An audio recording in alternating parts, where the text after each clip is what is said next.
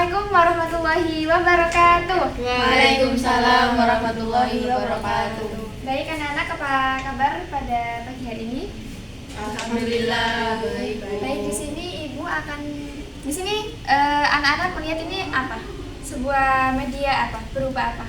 Infografis. Jadi ini infografisnya cocok buat kalian yang sekarang sudah kelas 12 SMK. Bisa dilihat sendiri ya, bahwasanya judul di atasnya itu lulus SMK mau kemana? Kuliah atau kerja?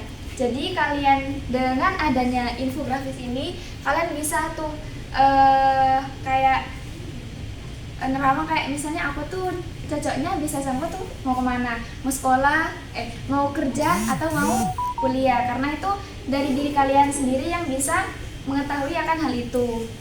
Jadi infografis di sini tujuannya untuk apa? Untuk memberikan suatu informasi secara tidak, misalnya gini, kan anak-anak sekarang tuh kayak males kan kalau mau baca berita artikel panjang-panjang tentang kuliah atau kerja. Jadi di sini Ibu memberikan sedikit informasi mengenai nanti anak-anak kalau lulus SMK itu mau kemana, itu ada kuliah dan kerja. Nah, di sini Ibu buat infografis biar anak-anak itu paham nanti ketika lulus SMK mau melanjutkan di bidang kerja ataupun kuliah, seperti itu. Apakah dapat dipahami? Ya, Bu. Nah, oke, baik anak-anak. Jadi media infografis ini Ibu sudah up di akun IG sekolah kita ya. Nanti anak-anak bisa melihat di sana atau bisa baca-baca lagi tentang infografis dalam IG. Terima kasih. Terima kasih.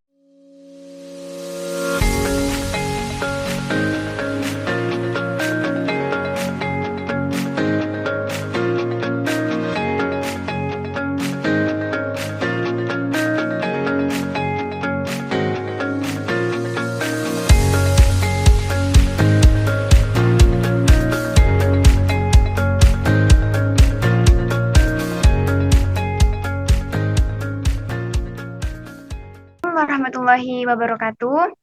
Perkenalkan, saya Nahdia Indana Zulfia dan teman saya. Saya Safinatul Khairiyah. Baik, di sini kami akan mengikuti lomba, yaitu di mana lomba multimedia BK. Di sini kami mengambil multimedia berupa infografis. Yang mana di sini kami akan membahas sedikit tentang infografis yang kita punya. Oke, dari infografis di sini kami mengambil tema bidang karir, yang mana judulnya itu lulus sekolah mau kemana nih? Seperti itu. Oke, next.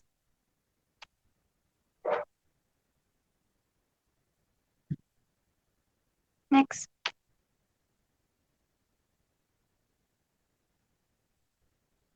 Nah, baik. Latar belakang kenapa sih kita mengambil topik ini? Karena nantinya ketika lulus SMA ataupun SMK, seseorang itu akan memiliki tujuannya masing-masing, entah itu kerja maupun kuliah. Jadi, dengan dari itu, di sini kami akan membahas mengenai karir mereka untuk kedepannya agar tidak bingung lagi antara memilih kuliah ataupun kerja. Next.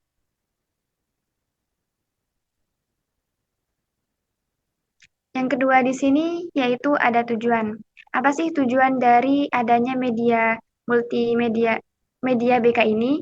Yang pertama itu tujuannya menyebarkan informasi, memotivasi, dan membantu individu dalam mengambil keputusan yang cerdas terkait karir mereka yang akan dituju setelah lulus sekolah nantinya. Nah, jadi infografis di sini tujuannya menyebarkan informasi.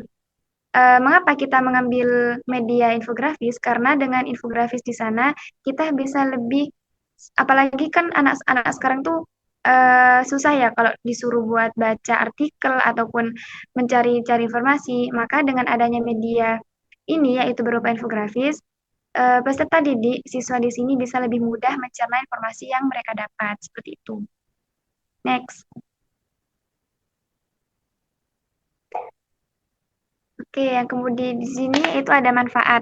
Pemilihan infografis sebagai media bimbingan dan konseling untuk membantu siswa dalam menentukan karirnya. Nah, seperti tadi, bidang yang kita ambil di sini yaitu bidang karir. Harapannya, setelah siswa membaca informasi di infografis tersebut, siswa akan lebih aware dan peduli mengenai karir yang akan mereka jalani, sehingga peserta didik sukses dalam mencapai karir dan masa depannya. Jadi, benar apa sesuai dengan tadi tujuannya itu agar peserta didik ketika nanti lulus dari SMK, mereka sudah tidak bingung. Mereka tuh sudah punya pandangan sendiri, persiapan sendiri. Nanti ketika lulus SMK akan menuju mana?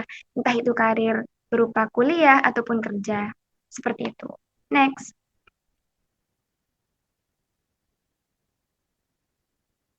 Ya, kemudian di sini ada informasi visual yang menarik. Nah, jadi dengan adanya infografis yang kita paparkan tadi itu, di sini bisa menjadikan sebagai informasi visual yang menarik. Karena pada saat zaman ini semua itu berhubungan dengan digital. Jadi anak-anak dapat dengan mudah mengaksesnya. Kemudian yang kedua, pengenalan pekerjaan. Jadi dengan adanya infografis ini, seseorang peserta didik tidak akan hanya bertujuan untuk kuliah, akan tetapi mereka juga bisa memilih di dalam instansi pekerjaan. Yang ketiga, peningkatan kesadaran pada diri. Nah, jadi kan tadi sudah ada tujuannya biar peserta didik itu mampu mengenali dirinya dan mempersiapkan. Nah, jadi dengan adanya infografis ini, peserta didik dapat meningkatkan kesadaran pada dirinya dalam karir ini, entah mau kerja ataupun kuliah. Seperti itu. Next. Lalu untuk selanjutnya sasaran dari multimedia ini, infografis ini yaitu next.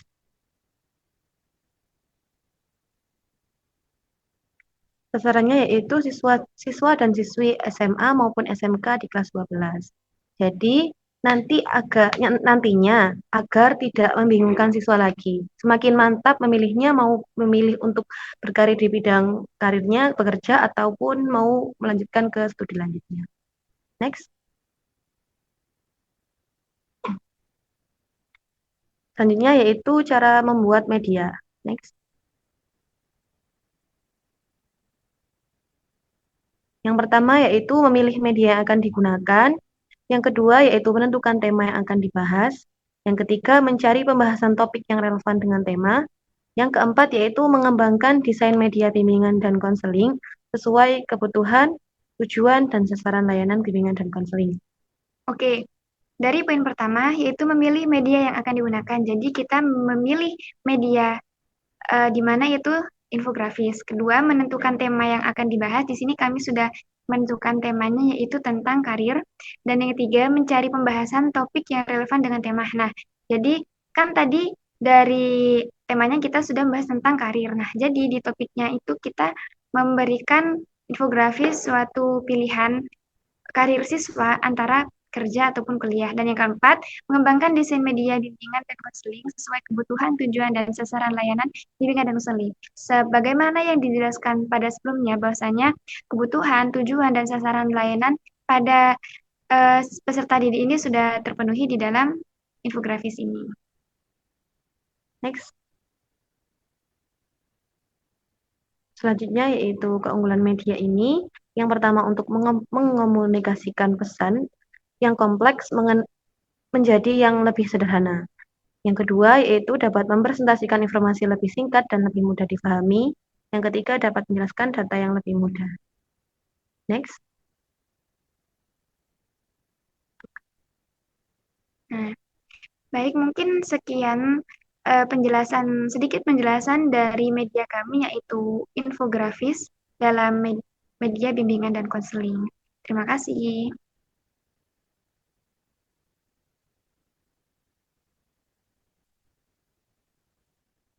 Nah, jadi di sini kami akan memberikan suatu sedikit penjelasan tentang karya infografis yang kita sudah buat.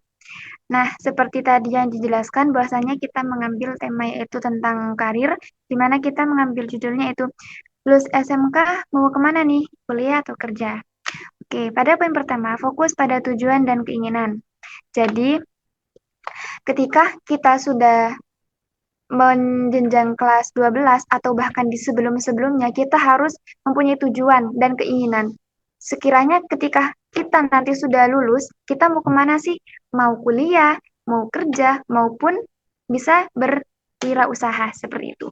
Jadi harus benar-benar dimatangkan dari awal-awal keinginan kita dan tujuan kita agar keinginan dan tujuan kita itu bisa tercapai dengan maksimal. Kemudian poin yang kedua, pahami kondisi dan keadaan.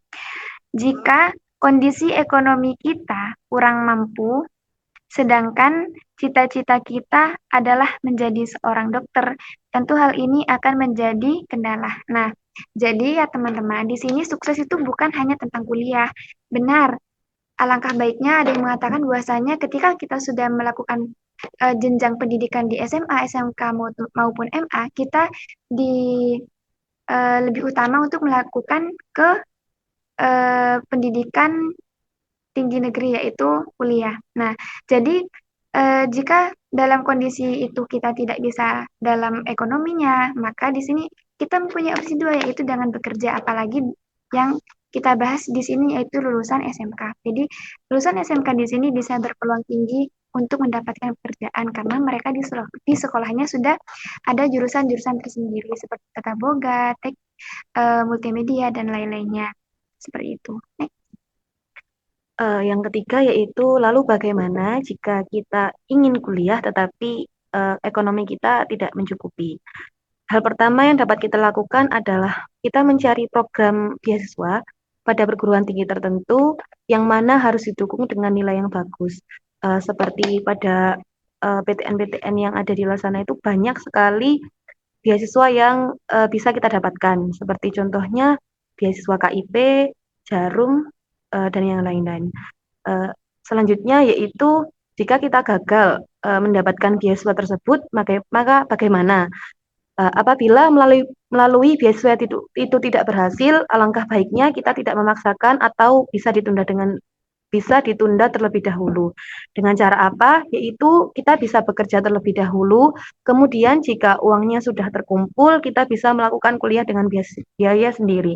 Jadi tidak jadi kita bukan tidak memerlukan bantuan orang tua lagi, tetapi kita bisa meringankan beban orang tua karena sudah tidak membiayai kita lagi.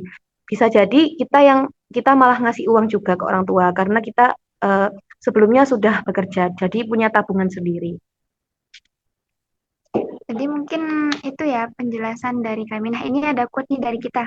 Sukses atau tidaknya seseorang tidak bisa diukur dari tingginya pendidikan, melainkan dari usaha, kerja keras, serta diiringi dengan doa. Nah, jadi ketika kita, ya benar apa yang dari quote tadi dibilang, bahwasanya sukses itu tidak harus dalam jenjang pendidikan, akan tapi bisa juga di dalam pendidikan, dalam ranah pekerjaan seperti itu. Mungkin cukup sekian sedikit penjelasan dari media kami itu infografis. Semoga media kami bisa bermanfaat bagi anak-anak peserta didik, khususnya bagi siswa-siswi SMK kelas 12. Seperti itu.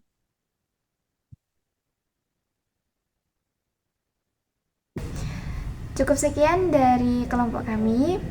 Wassalamualaikum warahmatullahi wabarakatuh.